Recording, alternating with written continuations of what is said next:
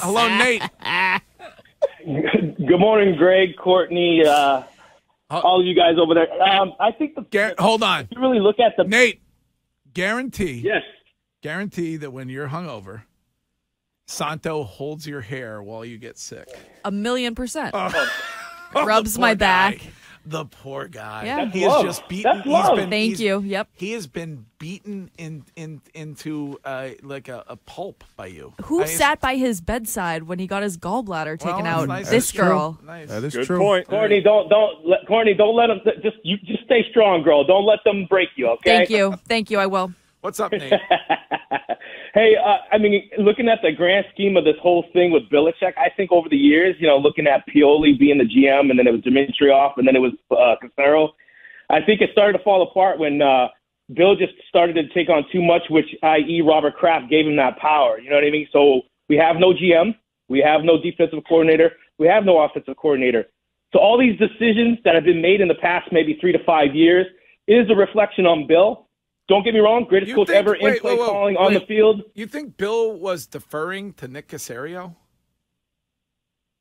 Yeah, well, he was the guy that made a lot of the decisions, if you really think about it. But over the years, he's been weighing off of that. Back in the day, it was Pioli. They would go at it, okay? Dimitrioff, same thing. And eventually with Caserio, that's why Caserio left, because eventually over time, Bill wanted that control. He got that control by Kraft, i.e., he let Tom Brady go, making the decision to get Cam Newton. We've seen this over the years. The older he gotten, he took over all these duties and had all this power, and that is the demise of what's going on with this organization, if you really look at it. I disagree, Nate. I think the drafts have improved since Caserio left. And you look at what Caserio's done with the Texans, it's been an unmitigated disaster. You mean Isaiah Wynn, Sony Michel, and Kill Harry? He was those guys, Ken? Caserio, it's not So Ken. let me know. It's my boss. Tell me the guy that they draft for an All-Pro or even the Pro Bowl. Well, Nate, I'm just trying to give you an example. Those people were drafted by Nick Caserio in charge of the draft. Isaiah Wynn, N'Keal Harry. Caserio left a year and a half ago. But that was the time frame that, like I said, that was where him and Nick Caserio were going head-to-head, and eventually Nick Caserio wanted to get out of there. Don't get me wrong. I'm not saying he's good.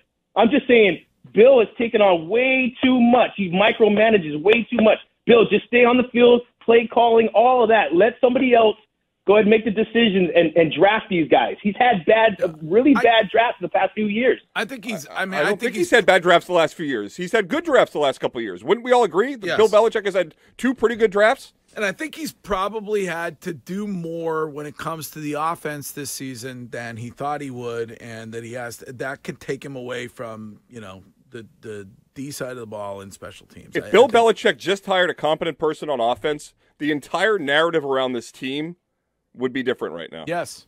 I mean, it's just right. that simple. But at the same time, like you say, Belichick has had 2 pretty good drafts. Like, both of his first-round picks kind of look like they suck. Like, Mac Jones hasn't been good. Right. Cole Strange is not he is not a first-round pick. That's disingenuous, because if you judge Mac Jones based on the other 4 quarterbacks taken in the first round, he's at least number 2 right now. Is he? Yes. He's not better than Trevor Lawrence, and he's not better than Justin Fields. Okay, Justin Fields had an atrocious weekend last weekend. What do you have, 3 picks? If that's Mac Jones, you're killing him, but you're praising Justin Fields for that. Let's be consistent. But I would say I am consistent. Justin Fields has done miles and miles more for that offense than Mac Jones has done in a year and a half. Like, I don't. He had one bad game does not a quarterback make. Mac Jones had 9 straight games was your stat with an interception or something like that dating back last season. He's better than the mommy mounter that the Jets got. Fair. I can't disagree with that. But I think when you look at Bill in the drafts, oh gosh, see how I tied that into the mounting story earlier. I missed it, but I laughed. Full circle. That's why you want Marconi. But when you look at Bill in his drafts, right? Like, all right, sometimes he hits, sometimes he misses, but Bill has always been the guy, the deciding factor, right? Let's not all of a sudden blame it on Nick Caserio, blame it on anybody else.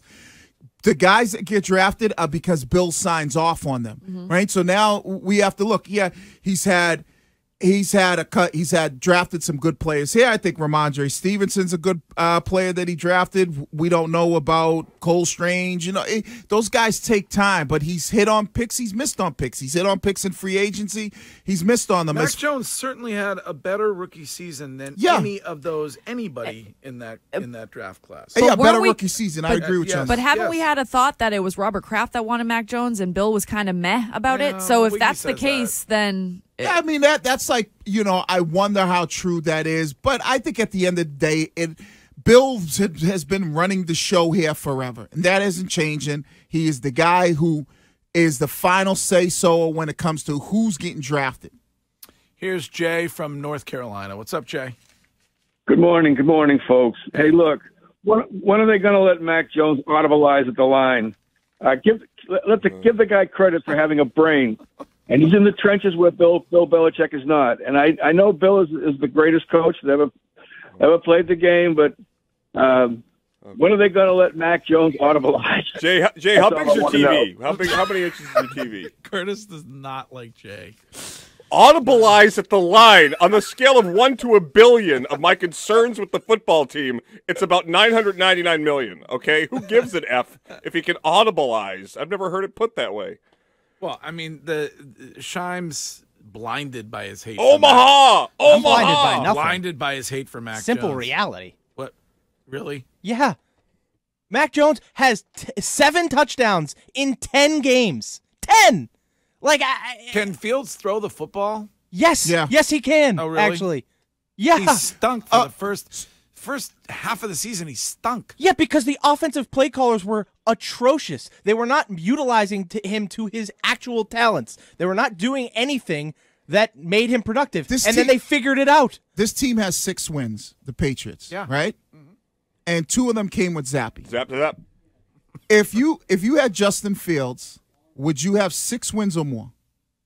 Or less? You'd probably be about in the same place. If I think you'd have more wins. You'd have more. Yeah. Because of his ability to be – look what he did against you in Chicago. His ability to be able to run and make plays with his legs allows you to maybe win a game or two because of that. You don't have that capability. So if you're sitting here at 6 wins – if you have a kid like Justin Fields, you're probably sitting there at 7, maybe even 8 wins, depending on how your defense has been playing. How can you sit there and say, "Oh my God, it's just fact"? Because you guys are fascinated by the Lamar Jackson. He won 7 games with Cam Newton. Justin Fields is a better version of what Cam Newton was here. Right. A much better version of it. Right. Like there's no way you're losing. You're 6-6 right now if you have a guy like Justin Fields in this building. No way. And when you say it's about the legs, and when I talked about it, the Patriots did a tremendous job against Josh Allen and keeping him in the pocket.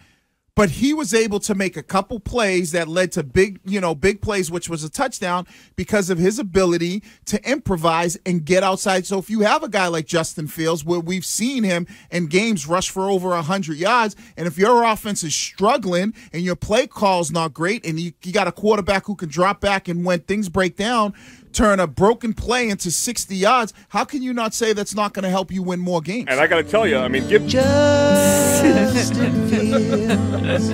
Wiggy just wants to draft Justin Fields. And Greg, Wiggy just alluded to how Justin Fields helps you win games. I don't know when that'll start. He hasn't really yet. He's 5-17 as a starter. So, I mean, he's not exactly, Joe Namath out there. What's their record this year? I don't know. They're 3-9. They're 3-9, right?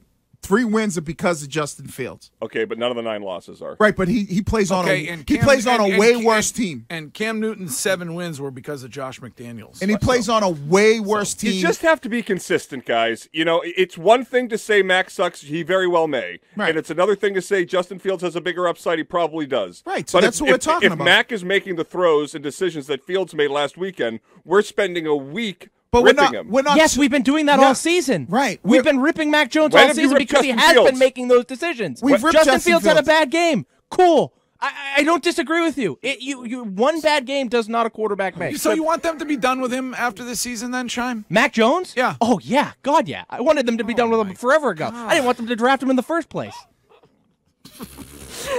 I love triggered chime. Oh my God! It's just people are so. Yeah, you guys are so blinded. Well, it's not, insanity. Well, Shime, it's not because they're actually looking at it from a let me evaluate it. All 22. No, it is a let me evaluate it from a perspective of okay, what does Justin Fields or a quarterback like that give you that you're not getting from a guy like Mac Jones? And we just we watched him play in Chicago. Yeah, he might have games where he makes some bad decisions where he's forcing footballs in, but he's trying to do what the same way Mac Jones does. And we criticize both of them.